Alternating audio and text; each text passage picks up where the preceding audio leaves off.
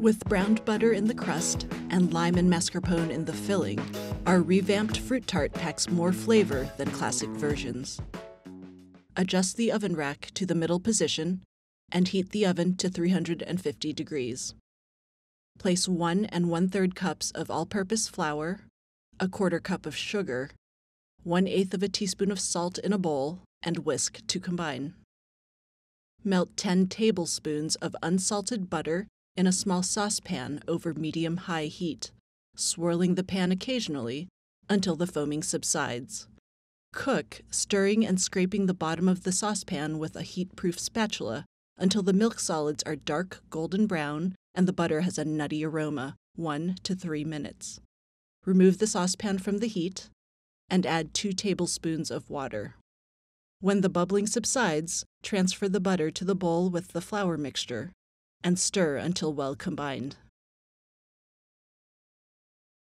Transfer the dough to a 9-inch tart pan with a removable bottom and let the dough rest until just warm, about 10 minutes. Use your hands to evenly press and smooth the dough across the bottom and up the sides of the pan. Use 2/3 of the dough for the bottom crust and the remaining third for the sides. Place the pan on a wire rack set in a rimmed baking sheet. Place the sheet in the oven and bake until the crust is golden brown, 25 to 30 minutes, rotating the sheet halfway through baking. Let the crust cool completely, about 1 hour. The cooled crust can be loosely wrapped with plastic wrap and stored at room temperature for up to 24 hours. Place 1/3 cup of white baking chips, 1/4 cup of heavy cream, 1 teaspoon of grated lime zest, and a pinch of salt in a medium bowl and microwave, stirring every 10 seconds until the chips are melted, about 30 to 60 seconds. Add approximately 1/3 of the 6 ounces of mascarpone cheese to the filling mixture and whisk until combined. Add 6 teaspoons of lime juice and the remaining mascarpone and whisk again until the mixture is smooth. Transfer the filling to the tart shell and spread it into an even layer. Place a ripe peeled peach stem side down on a cutting board, placing a knife just to the side of the pit. Cut down to remove one side of the peach. Turn the peach 180 degrees and cut off the opposite side. Cut off the remaining 2 sides. Place the pieces cut side down and slice 1/4-inch thick pieces. Repeat with the second peach and select the best 24 slices.